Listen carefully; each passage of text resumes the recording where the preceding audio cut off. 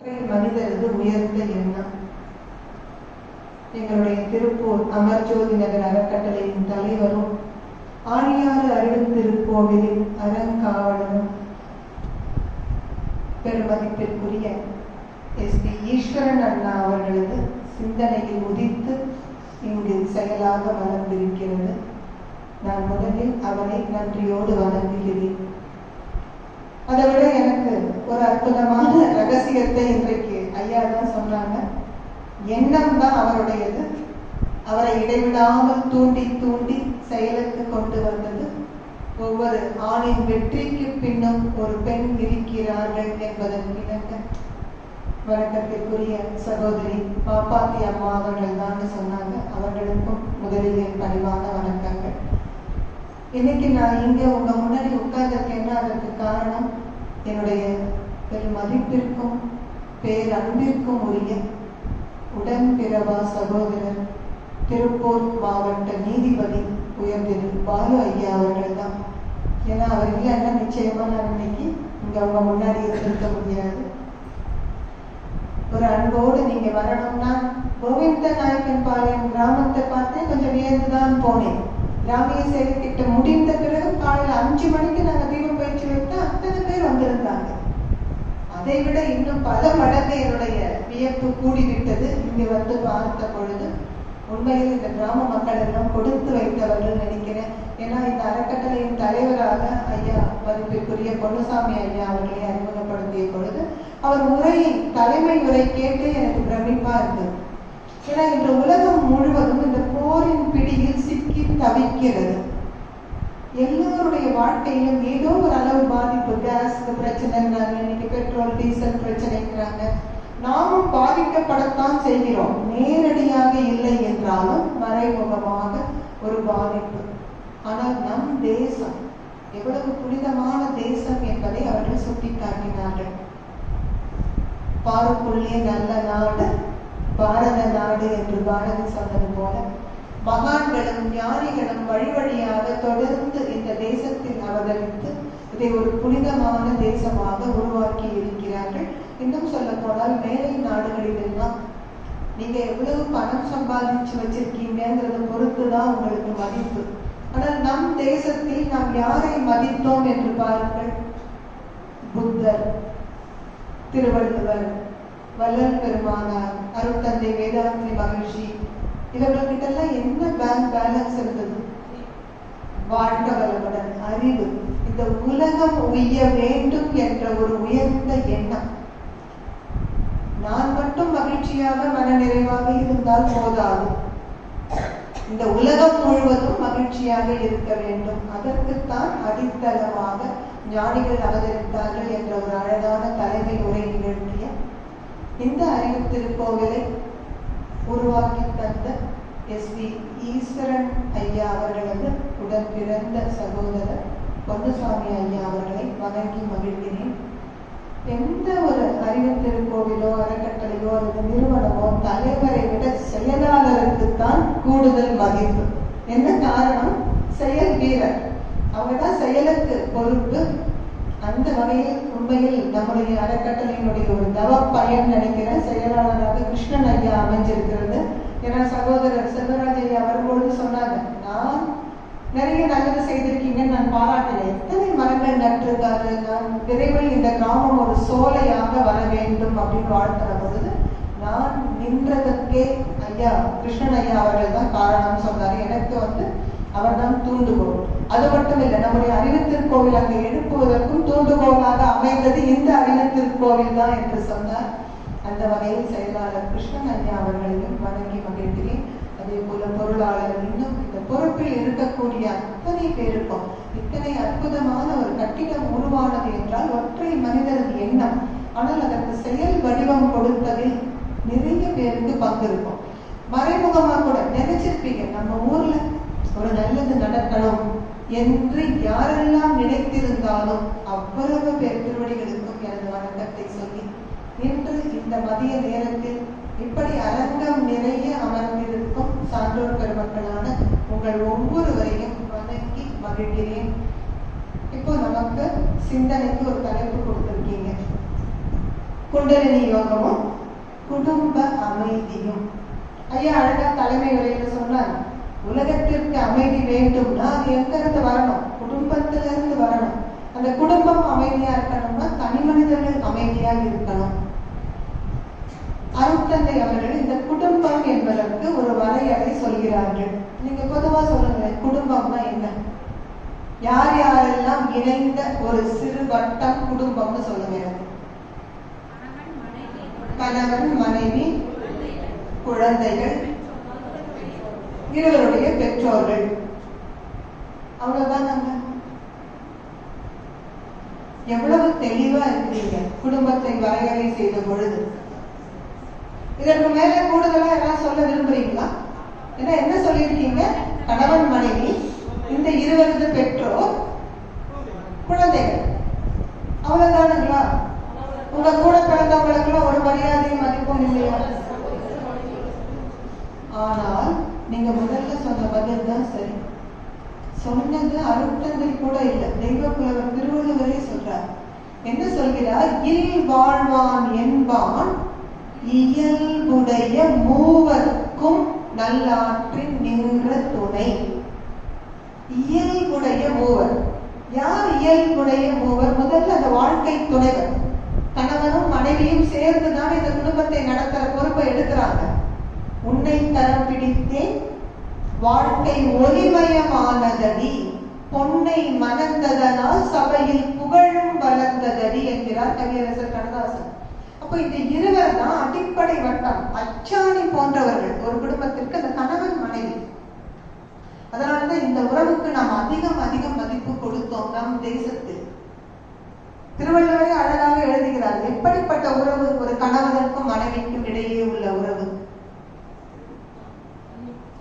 நட்பு என்று சொல்கிறார், ஃப்ரெண்ட்ஷிப். நம்ம சொல்றோம் மூழ்காத ஷிப்பே ஃப்ரெண்ட்ஷிப். கணவன் மனைவிக்கு இடையே உள்ள உறவு நட்பு என்று 2000 வருடங்களுக்கு முன்பு சொன்னார். நாம் அந்த ஒற்றை வார்த்தையை செயல்படுத்தி இருந்தால் நீதியரசர் நம் முன்பு நிற்கிறார். அதிகம் நிலுவையில் இருக்கும் வழக்குகள் இன்னைக்கு ஃபேமிலி கோர்ட்ல. நம்ம தலைகுனிய வேண்டிய ஒரு விஷயம். பாரத நாடு பழம்பெரும் நாடு, நீர் அதன் புதல்வர் இந்நினைவகற்றாதீர். இந்த தேசத்தினுடைய பெருமை என்ன? இந்த குடும்பம் தான், இந்த கட்டமைப்பு. ஆனா கொஞ்சம் கொஞ்சமா தொலைச்சிட்டு தானே வரும். அது என்ன காரணம்? இந்த கணவன் மனைவி உறவு நட்பாக இருந்தால் குடும்பத்துல குழப்பம் வருங்களா? நீங்க நண்பர்களை நம்ம எவ்வளவு கொண்டாடுகிறோம், என்ன காரணம்? அங்க உரிமை உண்டு. சொந்தக்காரங்களை விட நண்பன் என்றால் நமக்கு ஒரு சௌகரியம் அங்க இருக்கு. சொல்வேந்தர் சுகிய சிவம் ஐயா தான் தன்னுடைய உரையில ஒரு முறை குறிப்பிட்டிருந்தாரு. ஒரு திருமண நிகழ்ச்சி, அந்த பெண்ணினுடைய தகப்பனார் வந்திருந்த முக்கியமான விருந்தினர்கள் வரவேற்று உபசரித்து முதல் பந்தி எல்லாரும் உட்கார்ந்தாச்சு. சரியா அந்த நேரம் இந்த பெண்ணின் தகப்பனாருடைய மேல் அதிகாரி வரார். அவர் அவசரமா நான் போறேங்கிறார். விட முடியுமா? ஐயா அவசியம் நீங்க சாப்பிட்டுட்டு தான் போகணும். உள்ள கூட்டிட்டு வந்தா பந்தி நிறைந்து விட்டது. இவர் பார்க்கிறாரு, முதல்ல யார் உட்கார்ந்து இருக்காங்க? சித்தப்பா பையன் பங்காளி உட்கார்ந்து இருக்காரு. அவரை எழுப்பி கொஞ்சம் இடம் கொடுன்னு சொல்ல முடியுமா? முடியாது. வேற குழப்பத்துக்கு வேற காரணமே வேண்டாம். அவர் போய் என்ன சொல்லுவாருங்க? என்னை கூப்பிட்டு வச்சு அவமானப்படுத்திட்டான். இன்னும் எண்ணற்றவர்கள், அங்க மாமா பையன் இருக்காரு, இங்க ஒவ்வொரு சொந்தக்காரரையும் பார்க்கிறார். பயம் தான் வருகிறது. இவங்களை எழுப்பினோம்னா நாளைக்கு என்ன பிரச்சனையை சந்திக்க நேரிடுமோ தெரியாது. இவர் தடுமாறுறத அங்க ஒரு 5வது வரிசையில உட்கார்ந்து அந்த நண்பன் பார்த்துட்டான். அவன் உடனே கையை தூக்கி இங்க கூட்டிட்டு வா. அவன் புரிஞ்சுக்கிட்டான். பாரு, வாயை திறந்து கூட பேசல. என்னமோ தடுமாறு, இங்க உட்கார வைப்பா. நமக்கு என்ன, நம்ம வீட்டு விசேஷம், நம்ம கடைசியா சாப்பிடலாம். சாப்பிடாமல் போனால் கூட நண்பர்கள் வருத்தப்பட மாட்டார்கள். அந்த நட்பு தான் கணவனுக்கும் மனைவிக்கும் இடையே இருக்க வேண்டும். ஒரு மனைவிக்கு உரிமை இருக்கணும். எனக்கு இன்னைக்கு முடியலைங்க, சமைக்க முடியாதுன்னு சொல்றதுக்கோ, அல்லது நீங்க இன்னைக்கு ஒரு விசேஷத்துக்கு போலான்னு சொன்னீங்க, ஆனால் எனக்கு வேற ஒரு வேலை, என்னால் வர முடியவில்லை என்று சொல்வதற்கு ஒரு மனைவிக்கு உரிமை இருக்கணும். நண்பர்கள் சொல்வாங்க தானே உரிமையோடு. அதே போலத்தான் ஒரு கணவருக்கும். பெண்கள் அடிக்கடி வைக்கிற குற்றச்சாட்டு, எங்க திருமண நாளே அவருக்கு மறந்து போச்சு. மறப்பதற்கு கணவனுக்கும் உரிமை இருக்கணும். அப்படி இருந்தால்தான் அந்த உறவு இனிமையா இருக்கும். அதுவும் திருவள்ளுவர் இன்னும் ஒரு படி மேல போறார். நட்பும் கூட யாருக்கும் யாருக்கும் இடையே இருக்கும் நட்பு என்று சொல்கிறார். நீங்க கற்பனை கூட பண்ணி பார்க்க முடியாது. கோப்பெருஞ்சோழன் பிசிராந்தையார் நட்பு தான் இலக்கியத்துல படிக்கிறோம். எப்படிப்பட்ட நட்பா? கோப்பெருஞ்சோழன் உயிர் துறப்பதற்காக வடக்கிருந்து உயிர் துறக்க முடிவு செய்யறான். அந்த அரசன் சொல்றான், என் பக்கத்துல ஒரு சீட்டை போடு. எதுக்கு? இவரோட சேர்ந்து உயிர் துறக்க ஒருத்தர் வருவாராம். யார் அந்த நண்பர்? பிசிராந்தையார் என்கிற புலவர். இத்தனைக்கும் இந்த 2 பேரும் ஒருத்தர் பார்த்ததே கிடையாது. அதே போல அவர் வந்தார். வந்து அரசனோடு இருந்து உயிர் துறக்கிறார். இப்படிப்பட்ட நட்பு என்றா சொல்கிறார் திருவள்ளுவர். நட்புல உயர்ந்த நட்பு என்று சொல்லப்படுவது இந்த சோழனுக்கும் பிசிராந்தையாருக்கும் உள்ள நட்பு. திருவள்ளுவர் அதையும் விட ஒரு படி மேல போய் சொல்றார், உடம்புக்கும் உயிருக்கும் இடையே உள்ள நட்பு தான் கணவனுக்கும் மனைவிக்கும் இடையே உள்ள நட்பு. கொஞ்சம் யோசிச்சு பாருங்க, உயிர் இல்லாத உடம்புக்கு ஏதாவது மதிப்பு இருக்குங்களா? நீங்க எத்தனை பெரிய பிரைம் மினிஸ்டரா இருக்கட்டும், பிரசிடென்டா இருக்கட்டும், அதுவும் இன்றைக்கு இந்த அமெரிக்க அதிபர் ட்ரம்ப் அடிக்கிற கூத்துக்கு ஒரு அளவே இல்லை. எந்த பக்கம் திரும்பினாலும் அவருடைய ஏதோ துக்ளக் ஆட்சி மாதிரி ஏதோ ஒரு காமெடி பண்றாரு. என்ன காரணம்? அந்த அமெரிக்க தேசத்தில் ஒரு விதிமுறை உண்டு, 2 முறைக்கு மேல அந்த அதிபர் ஆக முடியாது. அவருக்கு நல்லா தெரிஞ்சு போச்சு, செகண்ட் டைம் இது. அதனால நம்ம என்ன அட்டகாசமும் பண்ணலாம். எவ்வளவு உயர்ந்த மனிதர் மரணத்திற்கு பிறகு என்ன சொல்ல போறாங்க? இந்த பிரசிடென்ட் எங்க அப்படியே சொல்லுவாங்க. இப்ப பாடியை எப்ப எடுக்க போறாங்க? அவ்வளவுதான் நாங்க மதிப்பதற்கு. உயிர் போன பிறகு நாம் என்ன சொல்ல போகிறோம்? அது சவம், வெறும் உடல். ஓ, உயிருக்கு தான் அவ்வளவு மதிப்புங்களா? அப்போ உயிரை வச்சுக்கலாம், உடம்பு வேண்டாம் சொல்ல முடியுங்களா? உடம்பு இல்லாத உயிருக்கு என்னங்க பேர் வச்சிருக்கோம்? ஆவி. ஓ, உங்க பெண் இப்ப மாசமா இருக்காங்கல்ல, அந்த பக்கம் கொஞ்சம் போக வேண்டாம்னு சொல்லுங்க. ஏதோ ஊர்ல பேசிக்கிறாங்க, பேய் நடமாட்டம் இருக்கிறதா, உண்மையோ பொய்யோ நமக்கு எதுக்கு பங்கு? குழந்தைய அந்த பக்கம் அனுப்பாம பார்த்துக்கோங்க, சொல்றமா இல்லையா? அப்ப உடம்பு இல்லை என்றால் இந்த உயிருக்கு ஏதாவது மதிப்பு உண்டா? உடம்பும் உயிரும் சேர்ந்து இருந்தால்தான் இரண்டுக்கும் மதிப்பு. கணவன் மனைவி உறவு அத்தகைய உறவு. ஒருவர் இல்லாமல் இன்னொருவருக்கு மதிப்பு கிடையவே கிடையாது. அதனாலதான் திருவள்ளுவர் சொல்றாரு, உடம்போடு உயிரிடை என்ன மற்றன்ன மடந்தையோடு எம்மிடை நட்பு. என் மனைவிக்கும் எனக்குமான நட்பு இந்த உடம்புக்கும் உயிருக்குமான நட்பை போன்றது. இரண்டும் இணைந்திருக்கும் பொழுதுதான் பெருமை, மதிப்பு. அப்படிப்பட்ட இந்த இருவர், கணவன் மனைவி, இந்த இருவரும் முதல் மதிக்க வேண்டியவர்கள் குடும்பத்துல யாருன்னா இருவரது பெற்றோர். என்ன காரணம்? அந்த பெற்றோர் இல்லாமல் இவர்கள் இல்லை. நிறைய குடும்பத்துல சொல்றாங்க, உங்க அம்மாவை என்னால சகிச்சுக்கவே முடியல, மன்னிக்கணும். பெண்கள் சொல்றோம் இந்த வார்த்தை. நான் யார் சொன்னீங்க சொல்லலைங்கிற கேள்விக்கு போறதுல அவங்க மனசாட்சிக்கு தெரியும். நீங்க சொல்லலைன்னா கூட அப்படி சொல்கிறவர்களே உங்களுக்கு தெரியும். அருத்தந்தையை போல பெண்களை கொண்டாடியவர்களை நீங்க பார்க்கவே முடியாது. சிறப்புணர்ந்த பெண் மதிப்பு என்று சொல்வார். அப்படிப்பட்ட அருத்தந்தை வருத்தத்தோடு சொல்றார். ஏன்னா நம்ம பக்கத்துல வேற நீதி அரசரை வச்சிருக்கோம், சட்டத்தை பேசாமல் இருக்க முடியாது.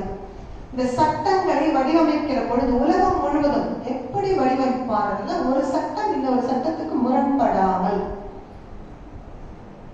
அட்மோஸ்ட் கேர்னு சொல்லுவாங்க இல்லையா, ரொம்ப அக்கறை எடுத்துக்கொள்வார்கள். ஆனா ரொம்ப வருத்தமான விஷயம், 2 லா மட்டும் ஒத்தே போக மாட்டேங்குது. There is always conflict between. என்று பாருங்க, பெண்கள் தான் சொல்றோம், அந்த பக்கம் கூட யாரும் சொல்லல. Mother in law, daughter in law. எந்த ஃபாதர் இல்லாவுக்கும் டாக்டர் இல்லாவுக்கும் பிரச்சனை வந்த மாதிரி தெரியல, அதுல ஃபாதர் இல்லாவுக்கும் சன் இல்லாவுக்கும் பிரச்சனை வந்த மாதிரி தெரியல. என்ன காரணம்? பெண்கள் ஏன் நம்மால் அடுத்த தலைமுறை குழந்தைகளோடு இன்னைக்கு இன்னொரு ஆபத்தும் இருக்கு. சில இடங்கள்ல மருமகள் வந்து இன்னைக்கு மாமியார பாடாப்படுத்துறாங்க. மாமியார் மருமகளை படுத்தின காலம் போய் இன்றைக்கு இளைய தலைமுறை பாத்தீங்கன்னா அவங்க என்ன காரணம்? இந்த அடிப்படையை கோட்டை விட்டுட்டோம். இந்த கணவர் என்கிற நபர் என்ன ஆகாசத்துல இருந்தா குதிச்சார். அவங்க அம்மா அப்பா இல்லைன்னா உங்களுக்கு வாழ்க்கையே கிடையாது. அப்ப எப்படி நீங்க அவர்களை வெறுக்க முடியும்? உங்க அம்மா அப்பாவை எவ்வளவு கொண்டாடுறீங்களோ அந்த அளவிற்கு அவர்களும் வழிபடுவதற்கு உரியவர்கள். இரண்டு பக்கத்திலும் பொதுவா ஆண்கள் கிட்ட அந்த குற்றச்சாட்டு வரதில்லை. அவங்க மாமனார் மாமியாரையும் மதிப்போட நடத்துறாங்க அப்படின்னு 100% சொல்ல முடியல. ஏன்னா பாரதி பாஸ்கரோட ஒரு உரை கேட்டிருந்தா உங்களுக்கு புரியும். அவங்க சொல்லுவாங்க, ஒரு தீபாவளிக்கு, அதுவும் தலை தீபாவளி, நாங்க நிம்மதியா எங்க அம்மா வீட்டுக்கு போய் இருக்க முடிஞ்சுதா? உங்களை இங்க இருந்தே நாங்க ஏகப்பட்ட ப்ரிப்பரேஷனோட கூட்டிட்டு போகணும். நீங்க அப்பவும் அந்த மாப்பிள்ளை முறுக்க காட்டுவீங்க. இந்த பாரு, ஒரு நாள் தான் அங்க இருப்பேன், அதுக்கு மேல இருக்க முடியாது. அதுலயும் உங்க அப்பா மட்டும் எங்க தொடர்ந்து பேசாம பார்த்துக்கோ.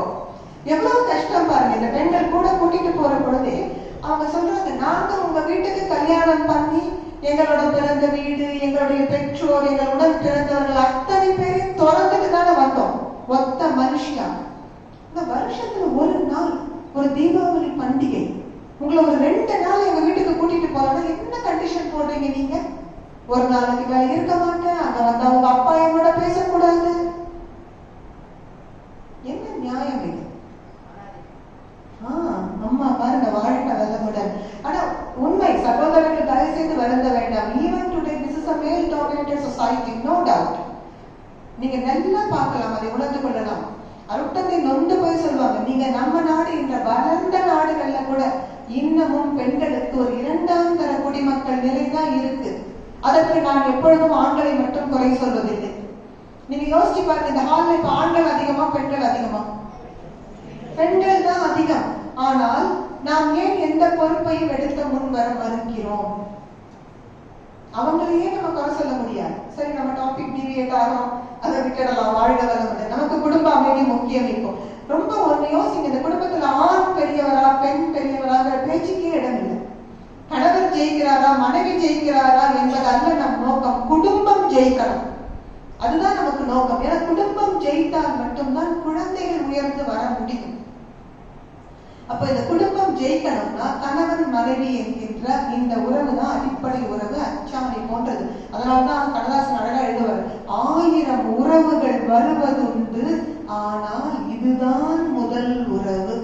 நீங்க யோசிச்சு பாருங்க, ஒரு அம்மா கூட செய்ய முடியாத சில பணிவிடைகள் மனைவி தான் செய்ய முடியும். அதனாலதான் நம்ம அதை ஒரு அடிப்படை உறவு, ஃபண்டமெண்டல் பேசிக் ரிலேஷன்ஷிப்னு கொண்டாடுறோம். அந்த உறவு சரியா இருக்கணும்னா தயவு செய்து எத்தனை பேருக்கு அம்மா அப்பா உயிரோட இருக்கிற ஒரு பாக்கியம் அமைஞ்சிருக்குன்னு தெரியாது. இருந்தால் நீங்கள் முதலில் வழிபட வேண்டிய தெய்வம் அம்மா அப்பா தான். கணவனும் சரி மனைவியும் சரி, இருவரும் அவரவர் அம்மா அப்பாவை மதிப்பது போலவே வாழ்க்கை துணைவரது பெற்றோருக்கு மதிப்பு கொடுக்க வேண்டும். இது குடும்பத்தினுடைய ஒரு அடிப்படையான விஷயம். பெரியவங்க என்ன சொல்லி கொடுத்தாங்க?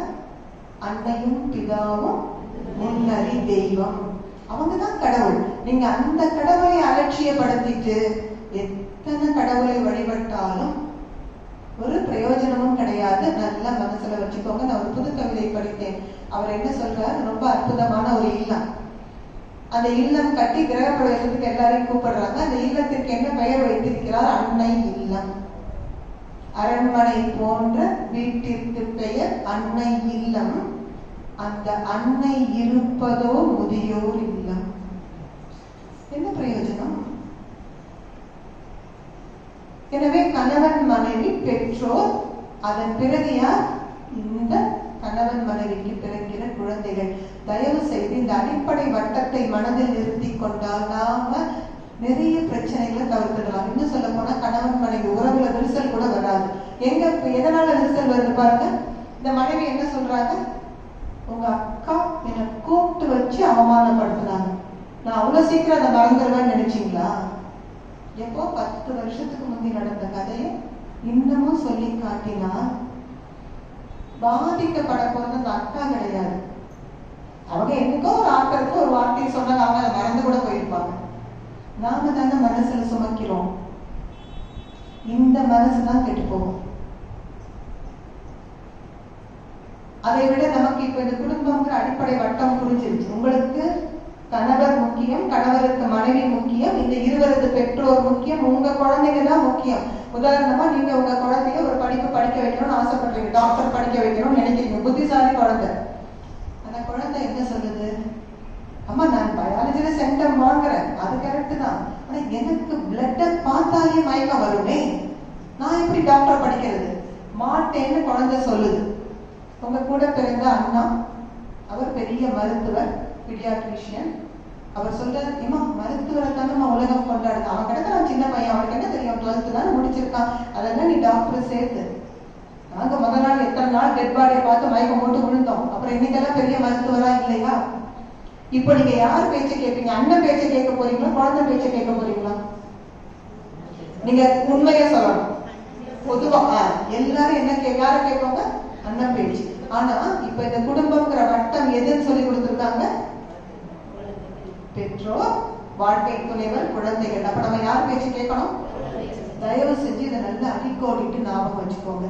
நம் உடன் பிறந்தவர்களா அல்லது கணவரது உடன் பிறந்தவர்களா அப்படின்னு வந்தா இந்த ஃபார்முலாவை அப்ளை பண்ணுங்க.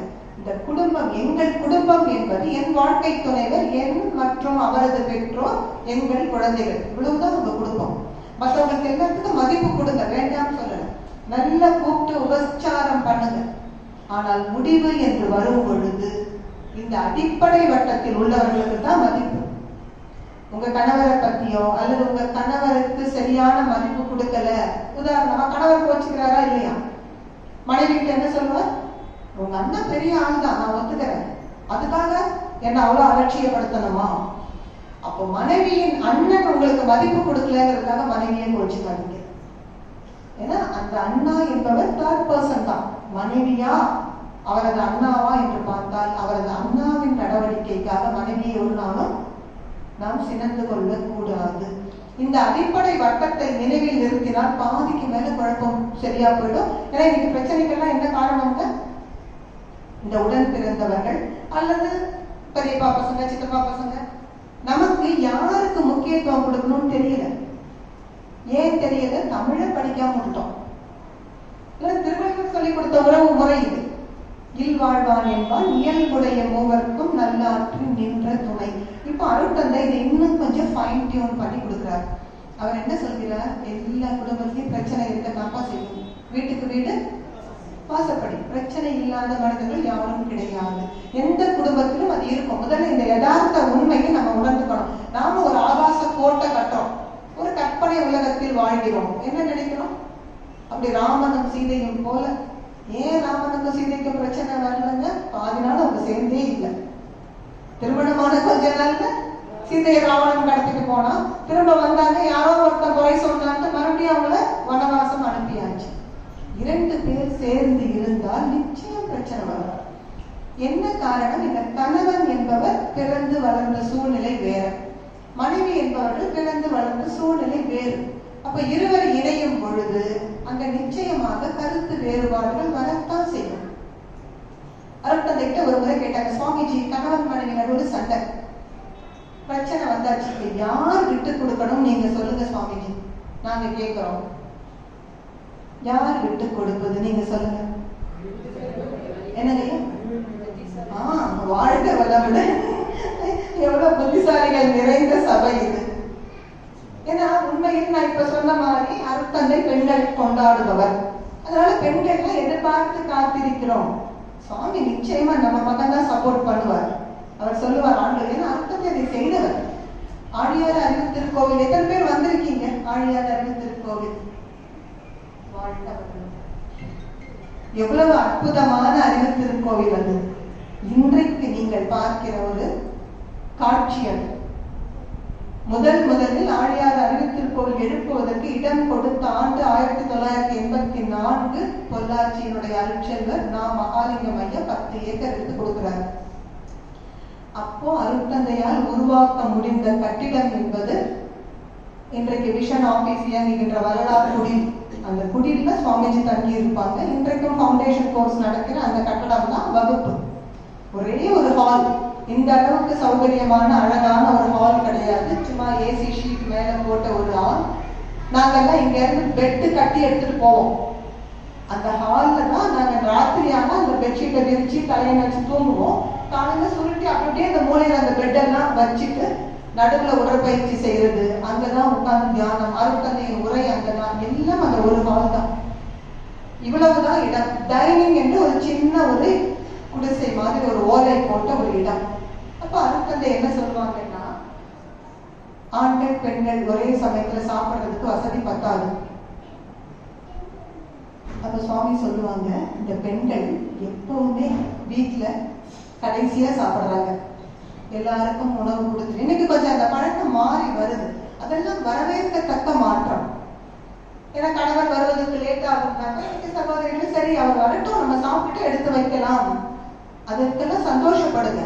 ஏன்னா வீட்டுல பெண்கள் ஆரோக்கியமா இருந்தா மொத்த குடும்பமும் ஆரோக்கியமா இருக்கும். சரி, இப்ப அருட்தந்தை சொல்றாங்க, அதனால பெண்களை கொஞ்சம் முதல்ல சாப்பிட விட்டுறலாம், ஆண்கள் ரெண்டாவது சாப்பிடலாம். அருட்தந்தை சொன்னா யாராவது மறுபேச்சு பேசுவாங்களா? எல்லாம் உற்சாகமா ஆமாம்பாங்க. அந்த அளவிற்கு அருட்தந்தை பெண்களை கொண்டாடினார். ஆனா அந்த பெண்கள் என்ன பண்ணுவாங்க தெரியுங்களா? சுவாமிஜிட்ட சுவாமிஜி எங்களுக்கெல்லாம் பசி தாங்கி பழக்கம், அவர் பசி பொறுக்க மாட்டார் சுவாமிஜி, அவர் முதல்ல சாப்பிடட்டும். இல்ல சிலர் சொல்லுவாங்க, அவர் மெடிசன் சாப்பிடுறாரு சுவாமிஜி, அதனால அவர் தான் முதல்ல உணவு சாப்பிடணும். அப்ப அருட்தந்தை சொல்லுவாங்க, இவ்வளவு அன்பான பெண்கள், நீங்க அவங்களுக்கு முதலிடம் கொடுத்தா கூட இல்ல இல்ல என் கணவருக்கு முதலிடம் இருக்கட்டும். நீங்க எவ்வளவு ஏன் பெண் புத்தி பின் புத்திங்கிற பேச்சு வந்ததுன்னு நினைக்கிறீங்க? அவர்கள் பின்னாடி நின்னுக்குவாங்க, எல்லா புகழும் கணவனுக்கு வரட்டும். ஒரு யோசனை அவங்கதான் சொல்லியிருப்பாங்க, ஆனால் ஒரு சபை நடுவே அதை கணவரை யோசனையாகத்தான் முன்வைப்பாங்க. எல்லாரும் கணவரை கொண்டாடட்டும், எனக்கு பேர் புகழ் ஒன்றும் தேவையில்லை, இந்த குடும்பம் நல்லா இருந்தா போதும். அப்படித்தான் ஒரு காலத்தில் பெண்கள் நினைத்து கொண்டிருந்தார்கள். காலம் மாறுகிறது, ஆனா இந்த சிந்தனை எல்லாம் மாறக்கூடாது. அதனால அருட்தந்தை சொல்லுவாங்க, இப்படி ஒரு வாய்ப்பு கொடுத்தா கூட பெண்கள் எங்களுக்கு வேண்டாம், அவர் முன்னாடி சாப்பிட்டுங்கிறாங்க. இந்த பெண்கள் கிட்ட நீங்க என்ன அதிகம் அவர்கள் உங்களை எதிர்பார்க்கிறது? அன்பு மட்டும்தான். அதிகம் கடுமையா பேசாதீங்க. அருட்தந்தை சொல்லுவாங்க, ஏன்னா மென்மையான உள்ளம் பெண்களுடைய உள்ளம். நீங்க வேகமா கோபமா பேசுறப்போ அது ஆண்களுக்கு பெரிய விஷயமா தெரியாது, அப்படி போற போக்குல சொல்லிட்டு போயிடுவீங்க.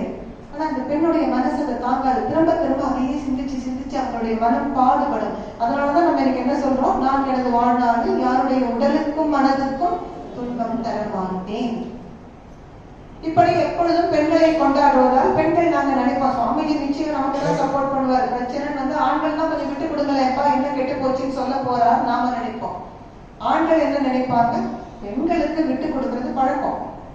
அதனால சுவாமிஜி அவங்களதான் சொல்லுவாங்க. ஆனா நீங்க சொன்ன பதிலைத்தான் அருட்தந்தை சொன்னார். கணவன் மனைவிக்கு நடுவே பிரச்சனை வந்தா யார் விட்டு கொடுப்பாங்க? யார் அறிவாளியோ அவன் தான் விட்டு கொடுப்பார் முதல்ல. எனக்கு முதல்ல இந்த பதில் நான் கேட்ட பொழுது எனக்கு அப்பொழுது 18 வயசு கூட இருக்காது. அருட்தந்தை வாயிலாக இந்த வார்த்தையை நான் கேட்கிறேன், யார் விட்டு கொடுப்பா, யார் புத்திசாலியோ அவங்க விட்டு கொடுப்பாங்க. நான் அன்னைக்கு நினைச்சேன், இன்னமும் ஞாபகம் இருக்கு, அதான் அந்த இளமையின் வேகம், அனுபவம் கம்மி.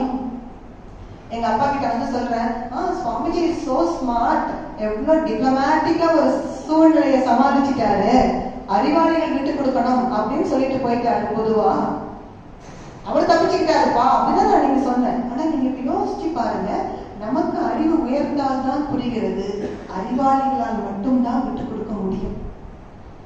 இங்க முட்டாள் பழமொழியே வச்சிருக்கோம்ல, முதலையும் மூர்க்கனும் கொண்டது விடா, அவங்களால விடவே முடியாது. ஏன்னா அறிவு உயராத காரணத்தால் நான் நினைக்கிறது சரி, நான் சொல்றதுதான் சரி என்று நமக்கு தோன்றும். ஆனா உண்மை என்ன? ஒரு விஷயத்திற்கு பல பக்கங்கள் உண்டு. என் பார்வை இது, அவர் பார்வை அது. நம்ம என்ன நினைக்கிறோம், நான் சொல்ற கருத்தை என்னோட வாழ்க்கை துணைவர் சொல்லலைன்னா அவங்க தப்புன்னு நினைக்கிறோம். பாத்தீங்களா? முதல்ல இதை மாத்துங்க. தப்பு கிடையாது, அவர்கள் வேறு விதமா யோசிக்கிறாங்க, அவ்வளவுதான். we are different, this is not right or wrong. இந்த முதல்ல மாத்தணும். நீங்க ஒண்ணு வேண்ட ஒரு மேனேஜ்மெண்ட் ஸ்டடீஸ்ல சொல்லுவாங்க, இப்ப இந்த இடத்துல ஒரு நம்பர் வச்சிருக்காங்க, நான் என்ன சொல்றேன், இந்த பக்கத்துல இந்த 6ன்னு சொல்றேன். எதிரில் நிக்கிற என் கணவர் சொல்றார் இது 9. யார் சரி? இது 2 பேரும் சரி. என்ன காரணம்? என் பக்கத்துல 6ன்னு தெரியுற நம்பர் நீங்க உங்க பக்கத்துல இருந்து பார்த்தா எப்படி தெரியுங்க? 9ன்னு தெரியும். இதுதான் வாழ்க்கையில் நடக்கிறது. ஒரு பிரச்சனையை நான் பார்க்கிற விதம், என்னுடைய கோணம் ஒன்று, என் கணவரது கோணம் வேறு கோணம். இந்த வித்தியாசத்தை புரிந்து கொண்டால் நாம என்ன பண்ண மாட்டோம்? சண்டைக்கு நிக்க மாட்டோம். சரி, நம்ம நிதானமா யோசிச்சு நம்ம குடும்பத்துக்கு எது நல்லதோ அதை நம்ம பொறுமையா முடிவு பண்ணலாம். இப்ப நான் சரியா அவர் சரியாகிறத விட்டுடுங்க. எது குடும்பத்துக்கு சரியோ அதை நம்ம செய்யலாம். அதனால அடுத்தது என்ன சொல்கிறார், இந்த குடும்ப வாழ்க்கை இனிமையா போகணும்னா தலைவர் தலைமை உரையில குறிப்பிட்டார். என்னத்தை விடணும்னு சொன்னார்? எதனால குடும்பத்துல குழப்பம் வருதுன்னு சொன்னார்? தன்முனைப்பு, ஈகோ. ஆங்கிலத்துல பாருங்க, அது என்ன அழகான ஒரு வார்த்தை, ஈஜிஓ, ஈகோ அப்படின்னா என்ன சொல்றாங்க? It just got out. நம்ம மனசுல இறைவனை தூக்கி போட்டுருந்தோம். எந்த மனசுல இறைவனுக்கு இடம் இல்லையோ அங்க எப்படி அமைதி இருக்கும்னு நினைக்கிறீங்க? ஏன் இந்த தன்முனைப்பு நம்மளால விடவே முடியல?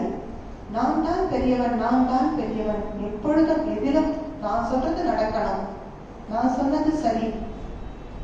இது அவ்வளவு சுலபத்துல விட முடியாது. அடுத்த என்ன வழி சொல்றார்? தன்முனைப்பு நீங்க ஒரு குரு அடைந்து தவமாற்றும் சாதனையால் உயரும் போது குருவை பற்றி கொண்டால்தான் இந்த தன்முனைப்பிலிருந்து விடுபட முடியும். அந்த குருவை மட்டும் பிடிச்சா பார்த்தாது, தவம் தவம் தவம்.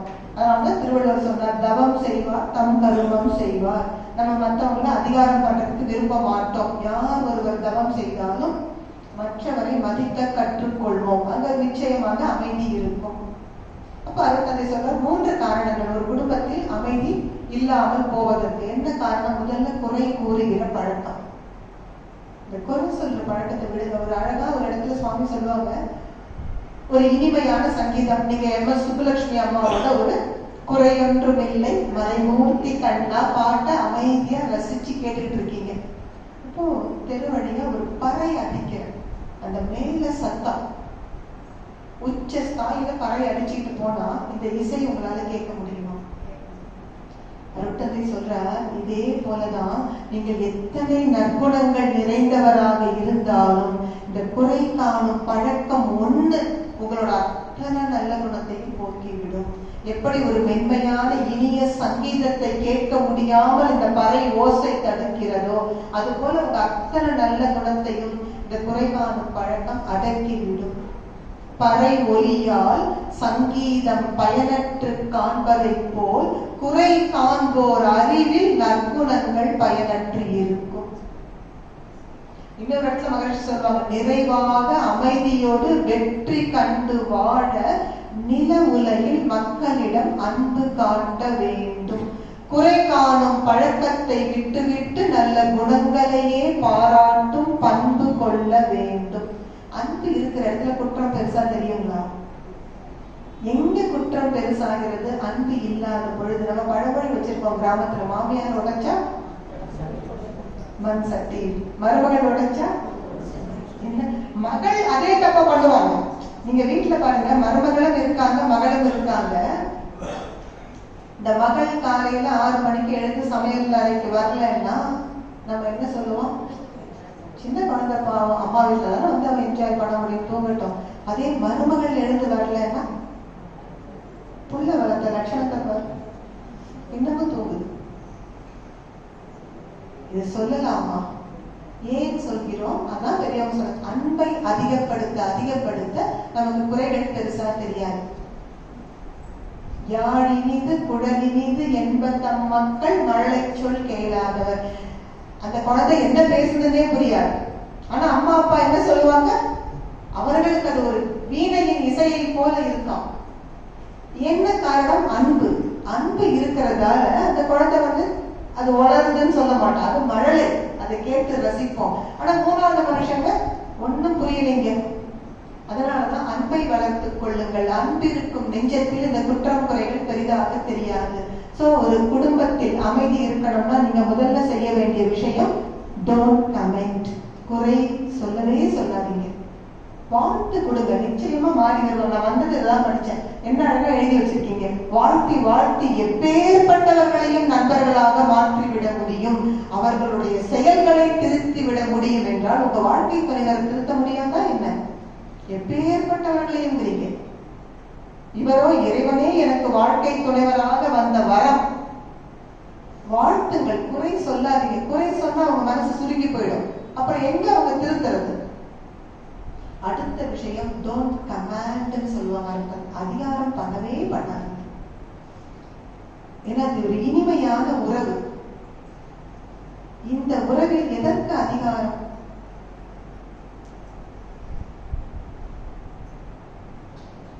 ஏதோ ஒரு தப்பு நடந்துருச்சு. நீங்க அருட்தந்தை வாழ்க்கையில நடந்த ஒரு சம்பவம். சுவாமி சாப்பிடுறது ரொம்ப கொஞ்சம், நம்மள மாதிரி வச்சு சாம்பார், ரசம், கூட்டு, பொரியல் இவ்வளவுதான் சாப்பிடவே மாட்டாங்க அருட்தந்தை. இவ்வளவு கொஞ்சமா சாப்பிடுவாங்க. ஒரே ஒண்ணுதான், ஒரு கூட்டு தான். அதிகம் சாம்பார் ரசம் கூட ஒரு எடுத்துக்கிறது, கொஞ்சம் கூட்டு சாப்பிடுவாங்க, இல்லைன்னா கொஞ்சம் மோர். அந்த சாப்பிடுற ஒத்தை கூட்டுல அன்னைக்கு உப்பே போடாம சமைச்சிட்டாங்க. வாழ்க்கை விளக்கம் படிச்சவருக்கு தெரியும், அருட்தந்தைக்கு 2 மனைவிகள். மூத்தவள் அருளன்னை லோகாம்பாள். குழந்தை இல்லாத குறைக்காக கிராமம் எல்லாம் அம்மாவை மலடி மலடின்னு சொல்றாங்க. அவங்க மனசு பொறுக்காம இன்னொரு திருமணத்துக்கு வற்புறுத்துறாங்க. அருட்தந்தைக்கு விருப்பமே இல்லை. அருட்தந்தை ரொம்ப கண்ணீர் வழியத்தான் அதை எழுதுவார். திருமணம், 2ஆம் திருமணம், ஊர் மொத்தமும் கூடி இருக்கு. எதுக்கு ஊர் கூடி இருக்கு? முதல் மனைவி தான் தாலி எடுத்து கொடுக்கணும் சம்பிரதாயம். நிச்சயமா இந்த அம்மா அழ போறாங்க, நம்ம எல்லாரும் கட்டி பிடிச்சிட்டு அழுதுட்டு வரலான்னு வந்திருக்காங்க. அருட்தந்தை சொல்கிறார், அவர் பெரிய வீராங்கனை மாதிரி தாலி எடுத்து கொடுத்தார். எனக்கு தான் கண்ணீரை கட்டுப்படுத்த முடியல, நான் தான் அழுதேன். என் மனம் கவர்ந்தவள், உத்தமியாள், அறிவுடையவள், இவளை விட்டு நான் இன்னொரு பெண்ணின் கரம் பற்ற நேர்கிறதே நான் தான் துடிச்சு போனேன். அப்படி 2வது மனைவி வந்து சேர்கிறார்கள், லட்சுமி அம்மா. இவர் கூட்டு சாதம் வச்சாங்க, சாப்பிட்டு இவர் 2 திண்ணையில உட்கார்ந்துட்டார். இந்த 2 பேரும் சாப்பாட்டை போட்டு ஒரு வாய் வச்சா தூணும் துப்புறாங்க, உப்பு இல்லை. அப்ப பெரியவங்க கேட்கறாங்க, என்னடி நீ உப்பு போடலையா? அக்கா நீ தானே அடுப்பு வீட்டு இருந்து எல்லாம் சமைச்சிட்டு இருந்த, நான் மேல் வேலை தானே செஞ்சு கொடுத்தேன், நீ உப்பு போட்டிருப்பேன்னு நான் நினைச்சேன். இப்ப சொன்னாங்க 2 பேரும், அது என்னமோ தொலையிட்டோம். இந்த மனுஷன் வாயை திறக்காம இதை சாப்பிட்டு போய் உட்கார்ந்து இருக்காரு. வந்து சொன்னாங்க அம்மா சுவாமிஜியை பார்த்து, நீங்க எங்க 2 பேரும் இழுத்து 4 சாத்து சாத்திருந்தா கூட எங்க மனசு ஆறி போயிருக்கும். இப்படி வாயே திறக்காம உப்பில்லாத இந்த கூட்டை சாப்பிட்டு வந்து உட்கார்ந்து இருக்கீங்களே. அருட்தந்தை சொன்னார், ரொம்ப நாளா நான் உப்பு போடாம சாப்பிடணும்னு நினைச்சுக்கிட்டே இருந்தேன், இன்றைக்குத்தான் எனக்கு அந்த வாய்ப்பை இறைவன் கொடுத்தான். பாருங்க எப்படிப்பட்ட ஒரு கணவர். அதனால தயவு செய்து அதிகாரம் பண்ண. உப்பு இல்லையா, அம்மா கொஞ்சம் உப்பு கொண்டு வாமா, உப்பு சேர்த்துக்கலாம். அருட்தந்தை உப்பு ஜாஸ்தியா போச்சா, அப்புங்கிற தண்ணி பக்கத்துல இருக்கு, கொஞ்சம் எடுத்து ஊத்திக்கோங்க, சரியா போச்சு. இதற்கு அதிகாரம். அதுல ஒரு விஷயம் கவனிச்சு பாருங்க, இல்லைன்னா உடனே அதிகாரம் தூள் பறக்கும். ஆனா அவங்க எல்லாம் சரியா செஞ்சிருக்காங்க, இன்னைக்கு பாராட்டணும். நம்ம மனம் நிறைய ரொம்ப அற்புதமான ஒரு உணவுமா, தெய்வீகமான உணவு. ஏன் சொல்றதுக்கு வாய் வரல? அதற்குத்தான் நீங்க பழகணும். அருட்தந்தை சொல்றாங்க, மனைவியை வாழ்த்துறதுக்கு எத்தனை பேருக்கு வாய் வாழ்த்து தெரியுங்களா? சண்டை போட்டாங்க சுவாமிஜி கிட்ட. ஏன்னா வாழ்க்கை துணைவருக்கு முதல் வாழ்த்து கொடுக்குறோம். அவங்க கேட்கிறாங்க, ஏன் சுவாமிஜி உங்களுக்கு வழி வழியா சம்பிரதாயம் என்ன சொல்லி கொடுத்தது? இந்த பெண்கள் தான் கணவர் நல்லா இருக்கணும், நான் தீர்க்க சுமங்கலியா இருக்கணும்னு சுமங்கலி பூஜை செய்வாங்க, கௌரி நோன்பு இதெல்லாம் பெண்கள் தானே கடைபிடிப்பார்கள். நீங்க என்ன புது வழக்கத்தை கொண்டு வரீங்க, மனைவியை வாழ்த்துன்னு சொல்றீங்க? அதுவும் அந்த மனைவி நல்ல வேட்புல அவர் என்ன சொல்ற, மாண்புமிக்க எந்த மனைவியை நான் மதிக்கின்றேன், வாழ்த்தி மகிழ்கின்றேன். மாண்புமிக்க மனைவியா? இந்த வார்த்தை நாக்கு புரள மாட்டேங்குது. என்ன காரணம்? ஒரு அடிமையை போலவே நடந்துட்டோம். ஆனா அவை பாட்டி அழகா சொல்லுவாங்க பாருங்க, தந்தையோடு கல்வி போம், தாயோடு அறுசுவை உணவு போம், தம்பியோடு தோல் வலிப்போம், லிஸ்டாக பண்ணிட்டு வந்து சொல்றாங்க, பொற்றாலியோடு யாவும் போம். மனைவி போனா சகலமும் போச்சு. நீங்க யோசிச்சு பாருங்க, ஒரு கணவர் இல்லாமல் மனைவி வந்து வாழ்ந்துருவாங்க. என்ன காரணம்? எப்பொழுதும் அவர்களுக்கு வேலை செய்து பழக்கம், அடுத்தடுத்த கடமைகள். இந்த குழந்தைக்கு உதவி செய்யணும்ப்பா, பேர குழந்தை கொஞ்சம் வளர்த்து கொடுக்கணும், அவன் வெளிநாட்டுக்கு போகணுங்கிறான், நம்ம ஏதோ ஒரு வேலை செய்யலாம். எனக்கு ஒரு வேடிக்கை, நான் பேங்க்ல ஒர்க் பண்றப்பதான் சொல்லுவாங்க, இந்த ஃபாரினுக்கு போவாங்க இல்லையா, அப்போ ஒரு அவர் ஒரு பிடபிள்யூடி சிஇ ரிட்டையர்டு, மேடம் நான் நல்லா IAS ஆஃபீஸர் தானே யோசிக்கிறேன், இவன் வந்து IAS படிச்சாரு, இவர் சி தானேன்னுட்டு என்ன சார் சொல்றீங்க புரியல. உங்களுக்கு தெரியலையா மேடம், IAS அமெரிக்கா போறோம்னா இந்தியன் ஆயா சர்வீஸ், நாங்க அந்த வேலை அங்க செய்வோம். நீங்க குழந்தைகளை வளர்த்து கொடுக்கறதுக்கு ஆயா வேலை பார்க்கறதுக்கு போறோம். அப்படி இந்த பெண்கள் தங்கள் உலகத்தை உடனே மாற்றிக் கொள்வார்கள். சரி, வேலை குழந்தைய வளர்த்து கொடுக்கலாம், பையனுக்கு அல்லது பொண்ணுக்கு மருமகளுக்கு உதவி செய்யலாம். ஆனா ஆண்களுக்கு எதுவும் பழக்கம் இல்லை. அதனால வரை அதிகாரத்துல வாழ்க்கை ஓடுது. கால் மேல கால் போட்டுட்டு ஒரு பேப்பரை கையில வச்சா காஃபி வரணும் கைக்கு. கமகமன் சூடா மனைவி கொடுத்தாங்க, மருமகள் கொடுப்பாங்கன்னு நிச்சயம் கிடையாது. அப்ப அந்த வாழ்க்கை எவ்வளவு சுருண்டு போகுது. அதனால அர்த்தம் சொல்றாங்க, இருக்கிற பொழுது கொண்டாடுங்கள், அதிகாரம் பண்ணி அவங்க மனசை நோகடிக்காதீங்க.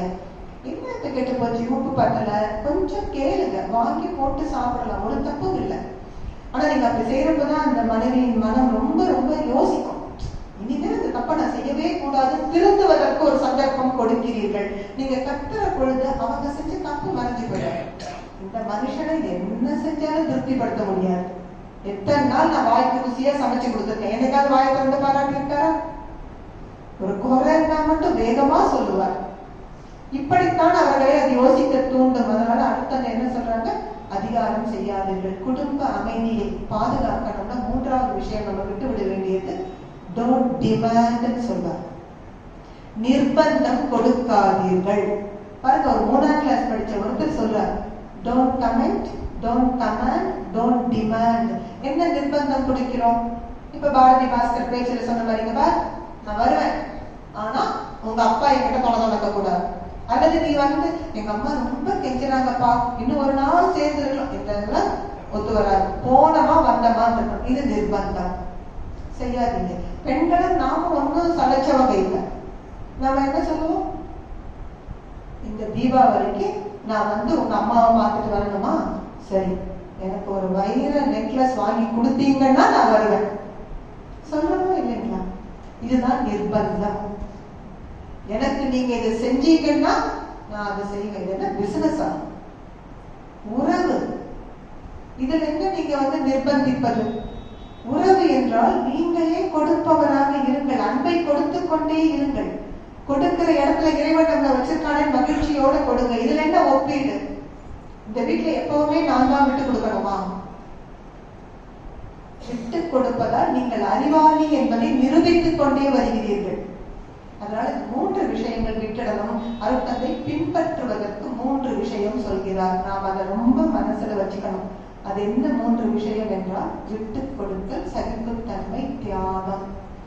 ஆங்கிலத்துல சொல்றதுன்னா அட்ஜஸ்ட்மெண்ட், டாலரன்ஸ், சாக்ரிஃபைஸ். இந்த ATS ஒரு இன்ஜெக்ஷன் பேர் சொல்லுவாங்க, தடுப்பூசி ஒண்ணுக்கு ATS இன்ஜெக்ஷன் சொல்லுவாங்க. எல்லாம் கடிச்சிருச்சுன்னா கிராமத்துல சொல்லுவாங்க, முதல்ல ஒரு ATS போட்டுக்கோப்பா. அது ஏதோ ஒரு இடிச்சு விழுந்துட்டா கூட இப்போ வலிக்காது, ஆனா நாளைக்கு அது ஊம காயமா இருந்து பிரச்சனை பண்ண ஒரு ATS இன்ஜெக்ஷன் போட்டுட்டா அது தைரியமா இருக்கலாம். அருட்தந்தை சொல்லுவார், குடும்ப அமைதிக்கும் இந்த ATS தேவை. Adjustment, tolerance, sacrifice. முதல்ல நீங்க விட்டு கொடுக்கல. அழகா தமிழ்ல சொல்லுவாங்க, விட்டு கொடுக்கறவங்க கெட்டு போறது இல்லை, கெட்டு போறவங்க விட்டு கொடுக்காம தான் கெட்டு போய் நிக்கிறோம். இப்பவாது திருந்த வேண்டாமா? விட்டு கொடுக்கறதுல கொஞ்சம் முந்திக்கலாம் அல்லவா? எனவே அருட்தந்தை சொல்றாங்க, யார் முதல்ல விட்டு கொடுக்கணுங்கிற போட்டியே வேண்டாம். நான் விட்டு கொடுக்கிறேன், முன் பாருங்க. ஆரம்பத்துல கொஞ்சம் கஷ்டமா இருக்கும். இதுல இன்னொரு பிரச்சனை என்னன்னா, இந்த விட்டு கொடுக்கிற குணம் இருக்கு பாத்தீங்களா, அவங்க மனசுல நினைச்சுக்கிறாங்க, எப்பவும் இந்த வீட்டுல நான் தான் விட்டு கொடுக்குறேன், என் தலை எழுத்து. அவங்க எல்லாம் பிடிச்ச பிடியில நிக்கிறாங்க. தயவு செய்து என் தலை எழுத்து நொந்துக்காதீங்க. நீங்க தான் பவர்ஃபுல் பர்சன். என்ன காரணம்? விட்டு கொடுக்கறதுனா கொஞ்சம் வளைஞ்சு கொடுக்கறதுன்னு அர்த்தம். நீங்க நாணலையும் பாருங்க, உயர்ந்த ஒரு மரத்தையும் பாருங்க. ஒரு காத்தடிச்சா இந்த நாணலுக்கு என்ன பண்ணுங்க, வளைஞ்சி கொடுத்து காத்துக்கு தப்பிச்சிடும். மரத்துக்கு வளைஞ்சி கொடுக்க முடியாது. அப்ப என்ன ஆயிடும், சாஞ்சி போயிடும். அதனால உங்களுக்கு விட்டு கொடுக்க முடிகிறது என்றால் you have that bending capacity, அந்த flexibility இருக்கு. இருக்கிறவங்க தான் விட்டு கொடுக்க முடியும். அப்போ நீங்க விட்டு கொடுக்கிறவர்கள் ஒரு நாளும் உங்களை தாழ்வா நினைச்சுக்காதீங்க, உங்களை குறைச்சி மதிப்பிடாதீங்க. கடவுளுக்கு நன்றி சொல்லுங்க, உங்களுக்கு அந்த குணம் இருக்கிறது, உங்களால் வளைந்து கொடுக்க முடிகிறது. அதே சமயத்துல அவரையும் ரொம்ப நீங்க கடுமையா மனசுல நினைக்காதீங்க. இந்த மனுஷன் என்னைக்கு விட்டு கொடுத்ததில்லை, அல்லது என் மனைவி ஒரு நாள் விட்டு கொடுத்ததில்லை, அவங்களுக்கு அது பழகல. நீங்க தொடர்ந்து விட்டு கொடுக்க கூடவே வாழ்த்தி கொண்டே வர வர அவர்களும் அதை பழகுவார்கள். அதற்கு ஒரு வாய்ப்பு நம்ம கொடுக்க முடியும். இரண்டாவது என்ன? டாலரன்ஸ். நம்ம இன்னைக்கு ரிலீஜியஸ் டாலரன்ஸ் பத்தி பேசுறோம், மத சகிப்புத்தன்மை. முதல்ல இந்த குடும்பத்துல சகிப்புத்தன்மை இருக்கான்னு பாருங்க. சின்ன சின்ன விஷயங்கள் கூட நம்மளால சகிச்சுக்க முடியல. உதாரணமா இந்த அறையை விட்டு வெளியில போறோம், கணவன் மனைவி இருவரில் ஒருவருக்கு என்ன பழக்கம் இருக்குங்க, வெளியில போறப்ப மறக்காம இந்த சுவிட்ச் எல்லாம் ஆஃப் பண்ணிட்டு போற பழக்கம் இருக்கு. இன்னொருவருக்கு அது இல்லை. அப்ப நம்ம என்ன சொல்றோம்? நல்ல பழக்கங்கள் இருக்கிறவங்க எத்தனை லட்சம் முறை சொன்னாலும் திருந்த மாட்டேங்குது. தயவு செய்து அப்படி நினைக்காது. கொஞ்சம் சகிப்புத்தன்மை. சரி, அவங்க இப்படியே பழகிட்டாங்க, நம்ம வாழ்த்துவோம், பொறுமையா ஒரு மென்மையா சொல்லுவோம், திருந்துவாங்க. நிறைய வீட்டுல வந்து பேஸ்ட்ல சண்டை ஆரம்பிச்சிடும். நான் கேள்விப்படல, ஒரு நியூஸ்ல படிச்சேன். அமெரிக்காவில் நடந்த சம்பவம். ஒரு கணவன் மனைவி வந்து டைவர்ஸ் கேட்கிறாங்க. என்னன்னு கேட்டா, அந்த கணவர் கொஞ்சம் டிசிப்ளின்டு லைஃப், ஒரு பேஸ்ட் எடுத்தா அவர் என்ன பண்ணுவாங்க, அந்த அடியில கொஞ்சம் பிரஸ் பண்றாங்க. இந்த மனைவி பாவம் ஏதோ ஒரு அவசரம் அப்படி வேக நடுவுல பிரஸ் பண்ணிட்டாங்களாம் பேஸ்ட். இந்த கணவர் டைவர்ஸ் வந்துட்டார் கோர்ட்டு. அவர் சொல்றாரு, காலங்காத்தால என்னை இரிட்டேட் பண்றாங்க, காலங்காத்தால மூட் அவுட், அந்த நாள் முழுக்க போயே போச்சு. என்ன பண்ணிட்டாங்க அவங்க? பேஸ்ட நடுவுல அழுத்திட்டாங்க. அந்த நீதிபதி சொன்னார், நீ இந்த மனுஷனோட வாழ்க்கை டைவர்ஸே கொடுத்துற போய் நிம்மதியா இருப்பான். இது ஒரு பிரச்சனையா? இத கூட டாலரேட் பண்ண முடியல, சகிச்சுக்க முடியல. நமக்கு எடுத்தது கோபம் வருது. கொஞ்சம் சகிப்புத்தன்மை. ஏன்னா நம்ம குடும்பம் அமைதியாக இருக்க நாம கொஞ்சம் சகிச்சுக்கிறதுல ஒன்றும் குறைஞ்சு போக மாட்டோம். அருத்தந்தை இன்னொன்னு சொல்ற, தியாகம் கூட சில சமயம் செய்யறதுக்கு தயாரா இருங்க. என்ன தியாகம் பண்ணணும்? உதாரணமா இப்ப ஒரு ஞாயிற்றுக்கிழமை விடுமுறை, வெளியில போலான்னு நினைக்கிறீங்க. மனைவி சொல்றாங்க, இந்த கோவில் போலான்னு நினைச்சேன், ரொம்ப நாள் நான் போகணும்னு நினைச்சேன், இன்னைக்கு தான் நேரம் கிடைச்சிருக்கு, போகலாம். ஆனா கணவர் சொல்றாரு, இல்ல என்னோட மேலதிகாரி வீட்டுல இன்னைக்கு ஒரு விசேஷம் கூப்பிட்டு இருக்காங்கன்னா, அருத்தந்தை சொல்ற, யாராவது ஒருவர் தியாகம் பண்ண முன் வரணும். தியாகம் செய்தால்தான் குடும்ப அமைதி பாதுகாக்கப்படும். எனவே ஒவ்வொருவரும் இந்த குடும்ப அமைதிக்காக தான் வாழ்கிறோம். நீங்க கொஞ்சம் யோசிச்சு பாருங்க, உங்க குடும்பம் அமைதியா இருந்தா எவ்வளவு மகிழ்ச்சியா இருக்கும் உங்க மனசு, உங்க குழந்தைங்க எவ்வளவு உயர்ந்து வருவாங்க. ஆனா குடும்பம் அமைதியா இல்லைன்னா முதல்ல பாதிக்கப்பட போறது குழந்தைகள் தான். அருத்தந்தை இந்த குண்டலினி யோகம் கொடுத்ததே சாமியார் ஆக்குறதுக்கு இல்லை. ஏன்னா கிராமங்கள்ல அது ஒரு பேச்சு இருக்கு, குண்டலினி யோகமா, அதெல்லாம் பெண்களுக்கு கூடவே கூடாது. இது என்ன, இவர் குண்டலினி யோகம் கொடுத்துட்டு இருக்கிறவங்க எல்லாம் சாமியார் ஆக்கிடுவாங்க, எங்க போறது? அதுக்கப்புறம் தவம் எதுக்கு வீட்டுல இருக்கவங்களுக்கு? அருட்தந்தை சொன்னார், குண்டலினி யோகம் நான் கொடுப்பதே குடும்ப அமைதிக்காகத்தான். உங்களை யாரையும் சாமியார் ஆக்குறது இங்க நோக்கம் இல்லை. இன்னும் சொல்ல போனால் உங்களை மிகச்சிறந்த நபராக, நீங்கள் ஒரு மனைவினா இன்னும் ஒரு நல்ல மனைவியா இருக்கணும், நீங்கள் ஒரு சிறந்த கணவரா இருக்கணும், இன்னும் ஒரு சிறந்த அப்பாவா அம்மாவா நல்ல மகளாக மகனாக மருமகளா உங்களோட இடத்துல நீங்கள் இன்னும் சிறப்பாக செயல்படுவதற்கு தான் குண்டலினி யோகம். ஏன்னா அந்த காலத்துல என்ன சொல்லுவோம், ஒன்றி ஒன்றி நின்று அறிவை பழக்க உறுதி நுட்பம் சக்தி இவை அதிகமாகும். உங்களுடைய சக்தி ஆற்றல் கூடினால் சுலபமா விட்டு கொடுக்க போறீங்க. பலவீனமா இருக்கவங்களால விட்டு கொடுக்க முடியாது. நல்லா நாம வச்சுக்கோங்க, ஒருத்தர் கத்துறாரு வீட்டுல குரலை உயர்த்தி பேசுறாருன்னா நம்ம நினைச்சுக்கிறோம் அவர் அதிகாரம் கொடி கட்டி பறக்குதுங்க. அந்த வீடு என்ன சொல்றோம்னா அங்க சிதம்பரம் தான். இல்லைன்னா இன்னொரு வீட்டுல என்ன சொல்றோம், அவர் வெளியில புலி வீட்டுல எரி அப்படின்னா என்ன ஆட்சி? மீனாட்சி. மதுரை அது என்ன காரணம்? மதுரையில் மீனாட்சி ஆட்சி. பெண்கள் உயர்ந்து இருந்தா அங்க, இங்க வந்து ஆண்கள் உயர்ந்து இருந்தா சிதம்பரம். ஆனால் உண்மை என்ன? நம்முடைய குடும்பம் உயர்வாக இருப்பதற்கு நாம் இருவருமே விட்டு கொடுக்க தயாரா இருப்பதுல ஒரு தப்பும் கிடையாது. அதனாலதான் அருட்தந்தை சொன்னாங்க, இந்த குண்டலினி யோகம் நான் கொடுத்தது எதுக்குன்னா, நீங்க இன்றைக்கு விட்டு கொடுக்க முடியாமல் இருக்கலாம். பலவீனமான குரலை உயர்த்தி பேசுறவர் பலவீனமான நபர்கிறத மறந்துடாதீங்க. நாம நினைச்சுக்கிறோம் அவர் கத்துறாரு அப்படின்னா அவருக்கு காரியம் நடக்குது, அவர் தான் அந்த வீட்டுல சிங்கம். அதெல்லாம் ஒண்ணும் இல்லை. யார் கத்துவாங்க? நீங்க ஒரு சாதாரண உதாரணம் பாருங்களேன். வீட்டுலதான் உட்கார்ந்து இருந்தீங்க, காலையில சும்மா உட்கார்ந்து இருந்தீங்க, இந்த குழந்தைங்க வந்துச்சு, ஃப்ரிட்ஜை திறந்துச்சு வேகமா, அதுதான் சாக்லேட் எடுக்க போச்சு, தெரியாம பாலை கொட்டி உடைச்சிருச்சு. கத்துறமா கத்துறியாங்க? இதே மன்றத்துல இருந்து வீட்டுக்கு போறீங்க, நீங்க போனதும் பார்த்தா அந்த ஃப்ரிட்ஜில இருந்து ஓடுன பால் அப்படியே ஹால் வரைக்கும் வழிஞ்சு உங்களை வரவேற்குது. நீங்க கோவப்படுறீங்களா? இல்ல நிதானமா என்னடா ஆச்சு, பாலை கொட்டிட்டியா, சரி போ அந்த இதை எடுத்துட்டு தொட அப்படின்னு சொல்லுவீங்களா? இப்போ மன்றத்துல இவ்வளவு நேரம் இருந்துட்டு வீட்டுக்கு போனீங்க. முதல் இன்சிடென்ட்ல வீட்டுலதான் உட்கார்ந்து இருந்தீங்க. ஆனா ஏன் கோவப்பட்டீங்க? வீட்டிலேயே இருந்தாலும் உங்கள் எண்ணங்கள் ஓடிக்கொண்டே இருந்ததால் நீங்கள் கலைப்படைந்து பலவீனமா இருந்தீங்க, கோவப்பட்டீங்க. இங்க மன்றத்துல வந்தீங்க, நிறைய விஷயங்கள் உள்ள போச்சு. அப்ப நீங்க ஏதோ நினைக்கிறீங்க, நான் இனிமேல் எங்க வீட்டுல கத்தக்கூடாதுப்பா, எங்க வீட்டினோட அமைதிக்கு நான் பொறுப்பு எடுத்துக்கிறேன்னா சந்தோஷமா அவங்க யார் என்ன செஞ்சாலும் செய்யட்டும், என்கிட்ட இருந்து அவங்களுக்கு வாழ்க வளமுடன் வாழ்த்து தான் போகும் அப்படின்னு ஒரு முடிவு எடுத்துட்டு போனீங்க. உங்களை என்ன வரவேற்கிறது? வழிஞ்சு ஓடுற பால். ஆனா நீங்க நிதானமா இருக்கீங்க. சரி, நீங்க வேலை கூட செய்யல, அந்த குழந்தைகளே தொடர்ந்து சொல்றீங்க. ஆக என்ன இதுல இருந்து புரிய வருகிறது? நமக்கு எப்ப எரிச்சல் வரும், கோபம் வரும்னா நம்ம பலவீனமா இருக்கிற தருணங்கள்ல தான் எரிச்சல், கோபம். அப்ப யார் ஒருவர் குரலை உயர்த்தி கத்தினாலும் அவர் தான் சிங்கம், ராஜா, இந்த கற்பனை எல்லாம் தூக்கி போடுங்க. அவர் உண்மையில் பலவீனமான நபர். தன்னுடைய உணர்ச்சிகளை கையாள தெரியாமல் கொட்டி உடைக்கிறார். நீங்கள் தியானம் செய்பவராக இருந்தால் உங்களுக்கு மனதினுடைய சக்தி கூடும், உறுதி அதிகரிக்கும், ஆற்றல் பெருகும். அப்ப நீங்க நிதானம், சரி பரவாயில்ல அவர் கத்தட்டும், நான் மனசுல அவருக்கு வாழ்க வளமுடன் வாழ்க வளமுடன் ஒரு வாழ்த்து கொடுப்பேன். நீங்க கொடுத்துக்கிட்டே இருக்க பாருங்க, அவர் எவ்வளவு நேரம் கத்துவார், மெல்ல அமைதியாக அடங்கி வருவார். அதனாலதான் அமைப்பாட்டு சொன்னாங்க, ஒருவர் பொறை இருவர் நட்பு.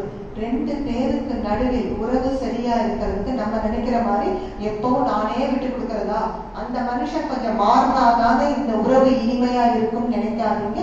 நீங்கள் ஒருவர் பொறுமையாக இருந்தாலே இந்த இருவரிடமும் நட்பு ஓங்கும். ஒரு சின்ன கதையை மட்டும் விளக்குறதுக்கு சொல்லிட்டு நான் நிறைவு பண்றேன். ஒரு புதிதாக திருமணமான இளம் தம்பதிகள், இந்த கணவனும் மனைவியும் கனி கொடுக்கணும் போறாங்க. அந்த பெண் பாத்தீங்கன்னா ஒரு பெரிய வேலையில இருக்கா. ஆனா கணவர் வேலைக்காக தன் வேலையும் ராஜினாமா பண்ணிட்டு ரெண்டு பேரும் குடும்பம் நடத்த தொடங்குறாங்க.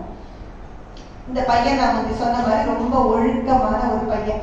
ஒரு ரூமை விட்டு வெளியில போனா இந்த லைட் ஃபேன் எல்லாம் ஆஃப் பண்ற பையன், குளிச்சாங்கன்னா தொடச்ச டவலை கொண்டு போய் வெயில்ல காய போடுற பையன். இந்த பொண்ணுக்கு அது ஒண்ணும் பழக்கம் இல்லை, ஒரே பொண்ணு ரொம்ப செல்லம்.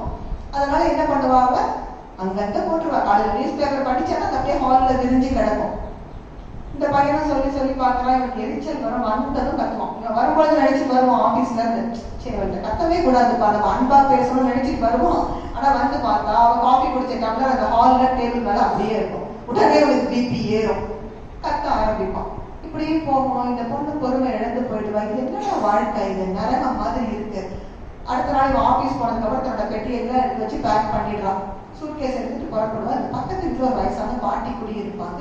இந்த பாட்டி சொல்லுவாங்க, அப்படி எங்கடா போற நீ? பாட்டி விடுங்க பாட்டி, என்ன நீங்களும் தானே பாக்குறீங்க, ஒரே சுவர் தானே நடுவுல, இந்த மனுஷன் என்ன பாடுபடுத்துறாரு, எப்ப பாரு கத்துறாரு, என்ன ஒரு மரியாதையே இல்லை, இப்படி எல்லாம் வாழ முடியாது பாட்டி. உங்க காலத்துல வேணா நீங்க எது சொன்னாலும் கேட்டுட்டு இருப்பீங்க, கல்லானாலும் கணவன், புல்லானாலும் புருஷன், என்னாலும் முடியாது பாட்டி. பாட்டி சொல்றாங்க, இந்த பாட்டி அம்மா, நீ எனக்காக ஒரே ஒரு நாள் இரு, ஆனா நீ சும்மா இருக்க வேண்டாம். ஒரு பெரிய முனிவர் கொடுத்த ஒரு மருந்து என்கிட்ட இருக்கு, இது ரொம்ப அற்புதமான ஒரு மருந்து. நீ செய்ய வேண்டியதெல்லாம் ஒன்னே ஒண்ணுதான். உன் புருஷன் வந்து கத்துறான் இல்ல, கத்துற பொழுது இந்த மருந்து உன் வாயில இருந்தா அது வேலை செய்யும். பாரு உன் புருஷன் எப்படி பெட்டி பாம்பு மாதிரி அடங்கி போறான்னு இவங்க ஒரு பாட்டில் கொடுக்குறாங்க. பாட்டி என்ன சொல்றாங்க, கண்டிஷன் என்ன, மருந்து வாயில இருந்தாதான் வேலை செய்யும். நீ முழுங்கினாலும் வேலை செய்யாது, துப்புனாலும் வேலை செய்யாது. அவ்வளவுதானே பாட்டி, அதெல்லாம் நான் பாத்துக்கிறேன் விடுங்க. வாங்கிட்டு ஆனா பாட்டி ஞாபகம் வச்சுக்கோங்க, நீ ஒரு நாள் தான், உங்களுக்காக தான். இந்த மனுஷன் கத்துனாலும் நான் போயிடுவேன். சரிடி அம்மா, ஒரு நாள் பார்த்துக்கலாம். சாயந்தரம் அந்த கணவன் வந்தான். வந்ததும் வழக்கம் போல அது விரிஞ்சு கிடந்து நியூஸ் பேப்பர், அது ஃபேனை வேற போட்டுட்டாங்க, அது எல்லாம் பேப்பர் ஒரு திசைக்கு ஒன்னா பறந்து கிடக்கு. கோபம் வந்து கத்துன்னு கத்துனான். இந்த பொண்ணுக்கு எரிச்சல் வந்தது. ஆனா பாட்டி சொன்னது ஞாபகம் வந்தது, ஒரு நாள் மட்டும் ஓடி போனாங்க. அந்த மருந்து எடுத்து வாயில ஊத்திக்கிட்டாங்க. என்ன கண்டிஷன்ல, மருந்து வாயில இருந்தாதான் வேலை செய்யும். சரி, இவங்க ஒண்ணும் பேசல. காஃபியை கொண்டு கையில கொடுத்தாங்க. இவன் வந்து வாங்கி குடிக்கிறான். உண்மையில அவன் மனசு நினைக்குது, இவ்வளவு அருமையான காஃபி, எங்க அம்மா கூட இவ்வளவு நேர்த்தியா ஒரு காஃபி போட்டு கொடுத்தது இல்லை. நான் தான் ரொம்ப திட்டணும் இந்த பொண்ணு, பாவம் இத்தனைக்கும் அவன் என்னை விட அதிக சம்பளம் வாங்கிட்டு இருந்த பொண்ணு எனக்காக தன் வேலையவே விட்டுட்டு என்னை திருமணம் பண்ணிட்டு வந்திருக்கா. நான் ரொம்ப ராட்சசம் மாதிரி நடந்துக்கிற போல தெரியுதே அப்படின்னு யோசிச்சுட்டு போறான். காஃபியை குடிச்சு வச்சுட்டு குளிக்கிறதுக்கு போனா அவன் தொடச்ச ஈர டவல் பெட்டு மேல கிடக்கு. மறுபடியும் அவனுக்கு பிபி எடுத்து ஒரே கத்து கத்துறான். இப்ப மறுபடியும் அவன் ஓடி போய் 2வது முறை எடுத்து வாயில ஊத்திக்கிறான். இவன் குளிக்கிறப்ப யோசிக்கிறான், இவன் ஒண்ணுமே பேசலையே இன்னைக்கு, நம்ம தான் இத்தனை கத்து கத்துறோம், ஒரு பதில் கூட நம்ம வாயை மூடுறதுக்குள்ள சோத்துல அடிச்ச பந்து மாதிரி அவன் எவ்வளவு கத்துவான், ஆனா ஒண்ணுமே பேசலையேன்னு நினைக்கிறான். மறுபடியும் ஒரு குற்ற உணர்ச்சி வருது, நம்ம ரொம்ப இந்த குழந்தைய படுத்துறோம் அப்படின்னு நினைக்கிறான். குளிச்சுட்டு வந்து சொல்றேன், பாருமா நீ சமைக்காத, நம்ம 2 பேரும் ஹோட்டலுக்கு போகலாம். அவளுக்கு ஒரே ஆச்சரியம், பாட்டி கொடுத்த மருந்து இவ்வளவு அற்புதமா வேலை செய்யுது. சரி சந்தோஷமா ஹோட்டலுக்கு போனாங்க. திரும்ப வரப்போ அந்த பையன் வந்து சாரி கேட்கிறான். இங்க பாரு, எனக்கு சின்ன வயசுல இருந்து எல்லாமே ஒழுங்கா வேலை செஞ்சு பழக்கம், நீ வந்து இப்படி பண்றதுதான் எனக்கு கோபத்துக்கு காரணம். அவன் சொல்றான், நானும் தான் மாத்திக்க முயற்சி பண்றேன். எனக்கு என்னன்னா சமையல் அறையே எனக்கு எந்த திசையில இருக்குன்னு கூட எங்க வீட்டுல தெரியாது. ஆனா இப்ப நானும் யூடியூப்பை பார்த்து என்னென்னமோ சமைக்கிற போது எனக்கு சமைக்கதான் முடியுதே தவிர அது சுத்தம் பண்றதுக்கெல்லாம் இன்னும் பழகல. எப்படி இப்ப சமைக்க ஆரம்பிச்சோம், இன்னும் கொஞ்ச காலத்துல நான் சுத்தம் பண்றது எல்லாத்துக்கும் பழகிக்குவேன். சரி 2 பேரும் ஒரு அக்ரிமெண்ட், நம்ம 2 பேரும் அதிக சத்தம் போட வேண்டாம். இவன் சொல்றான், சரி நீ சுத்தம் பண்ற வேலையை நான் பண்ணி கொடுக்குறேன் உனக்கு. இப்படி ரொம்ப மகிழ்ச்சியா நம்ம சொன்ன மாதிரி ஒரு நட்பு மாதிரி நண்பர்களா பேசிட்டு வராங்க. அன்றைக்குதான் அந்த குழந்தை முதல்ல நிம்மதியா தூங்குறா. அவன் மனசுல பாட்டிக்கு நன்றி சொல்றான். நாளைக்கு போய்தான் பாட்டி தான் முதல்ல நமக்கு கடவுள்னு. இவன் வேலைக்கு போனது ஓடோடி போய் பாட்டியை கட்டி பிடிச்சிக்கிறா. பாட்டி நான் உங்களுக்கு எப்படி தேங்க்ஸ் சொல்லட்டும் பாட்டி, எவ்வளவு ஒரு அற்புதமான மருந்து கொடுத்தீங்க பாட்டி, ஒரே நாள்ல அது கை மேல பலன் கொடுத்துருச்சு. அப்ப பாட்டி என்ன சொன்னாங்க, இந்த மருந்துல ஒண்ணும் இல்லையா, அது உண்மையில மருந்தும் இல்லை, வெறும் சக்கரை தண்ணி. எங்க விஷயம் இருக்குன்னா, இந்த சீக்கிரட்னு சொல்றதுல இந்த சூட்சுமம் எங்க இருக்குன்னா, நீ அவன் பேச பேச பதிலுக்கு பதில் பேசிக்கிட்டே இருந்த, அவனுக்கு யோசிக்கிறதுக்கான அவகாசமே இல்ல, திட்டத்துலதான் குறியா இருந்தான். முதல் முறையா நீ வாயை மூடிட்ட. ஏன்னா வாயில மருந்து இருக்கு, பேச முடியல. நீ பேசாத பொழுதுதான் அவன் தன் தவறை யோசிப்பதற்கான அவகாசம் கிடைத்தது. அடடா, நாம தான் தப்பு பண்றோம், ரொம்ப கோபமா பேசுறோம், இன்னும் கொஞ்சம் மென்மையாக இந்த பிரச்சனையை கையாளலாம் யோசிக்கிறதுக்கு ஒரு வாய்ப்பை நீ இப்பதான் கொடுத்த. அதனாலதான் பெரியவங்க சொல்றாங்க, ஒருவர் பொறை. ஒரு குடும்பம் அமைதியா நடக்கணும்னா 2 பேருமே பொறுமைசாலியா இருந்தா பெரிய மகிழ்ச்சி. அதுக்குதான் மனவளக்கலை கொடுக்கிறோம். இல்லை என்றாலும் யார் மனவளக்கலை பயிற்சிகள் செய்கிறோமோ அவர்கள் பொறுமையாக இருக்க இருக்க இருக்க நிச்சயமாக அந்த குடும்பம் ஒரு வெற்றிகரமான குடும்பமாக இருக்கும். அங்க வளர்ந்த குழந்தைகள் எல்லாம் எதிர்கால தலைவர்களா வந்து தங்கள் வீட்டுக்கு மட்டுமல்ல, இந்த நாட்டுக்கு மட்டுமல்ல, உலகத்திற்கே ஒலி கொடுக்கக்கூடிய குழந்தைகளா இருப்பாங்க. அப்படிப்பட்ட குழந்தைகளை உருவாக்கணும்னா குடும்ப அமைதி அதற்கு அடிப்படை. அருட்தந்தை சொல்லுவாங்க, உங்க குடும்பத்தை கோயிலாக்குங்கள், அங்கே பூசாரியாக நானே வருகிறேன். நம்ம ஒவ்வொருவரும் நம்ம குடும்பத்தை கோவில் ஆக்குவோம். அப்ப அது அருட்தந்தையால் நிறைந்து இருக்கும். நல்லதொரு குடும்பம் பல்கலைக்கழகம். ஒவ்வொரு குடும்பமும் பல்கலைக்கழகமாக இருக்க இறை அருளையும் குருவருளையும் பிரார்த்தித்து, பொதுவா திருமணங்களுக்கு போனா நம்ம 16 பெற்று பெருவாழ்வு வாழ்க மனக்குளிர வாழ்த்துவோம். என்ன 16 செல்வம்னு தெரியாமலே வாழ்த்து கொடுக்கும். அருட்தந்தை சொல்கிறார் பாருங்க, என்ன அந்த 16 செல்வங்கள் என்று. இறை உணர்வும் அறநெறியும் கல்வி தனம் தானியம் இளமை வலிவு துணிவு நன்மக்கட்பேறு அறிவில் உயர்ந்தோர் நட்பு அன்புடைமை அகத்தவம் அழகு புகழ் மனித மதிப்புணர்ந்து ஒழுகும் பண்பு பொறை உடைமை எனும் பேறு 16 பெற்று போற்றலுக்கும் தூற்றலுக்கும் வாழ்த்துக்களை கூறி மறை விளக்கும் உயர் வாழ்வை மதித்து ஒழுக்கம் காத்து மனை அறத்தின் ஒளி விளக்காய் வளமோங்கி நாமும் வாழ்வோம். இந்த வையம் வாழ தொண்டு செய்வோம். நன்றி. வாழ்க வளமுடன். அம்மா அவர்களுடைய அற்புதமான உரை. அம்மா மருந்து சொன்னோன்னா அது எங்க மாதிரி இருக்குன்னு கேட்கலான்னு கடைசியில் அவங்க சக்கரை தெரியுன்னு சொல்லிட்டாங்க.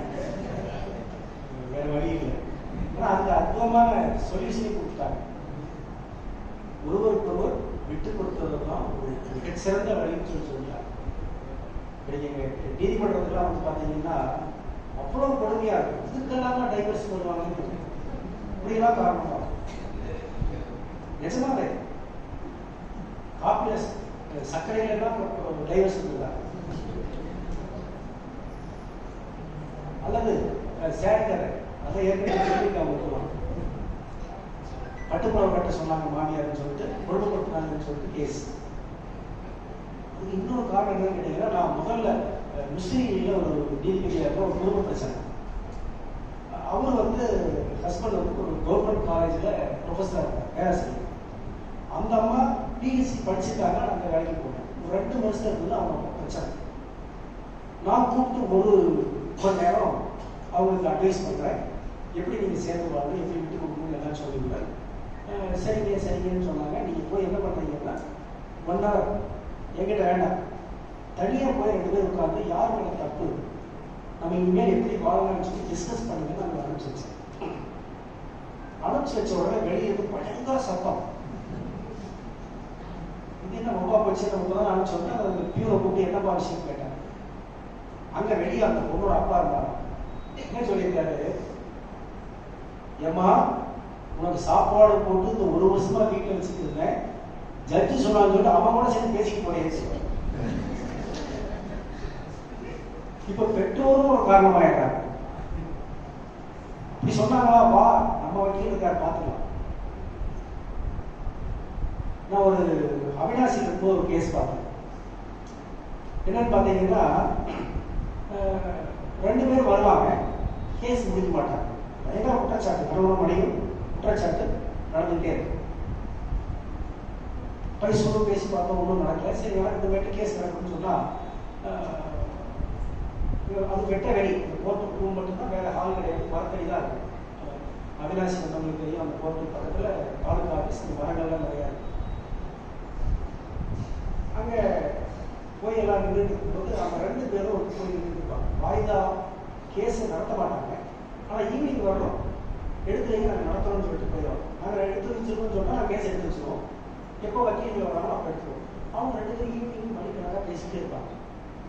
கணவன் மனைவி சண்டை போட்டு வந்துருக்காங்க, இங்கே போய் மணிக்கணக்காக பேசிட்டு இருக்காங்களே, இது எப்படி அப்படின்னு பார்த்தா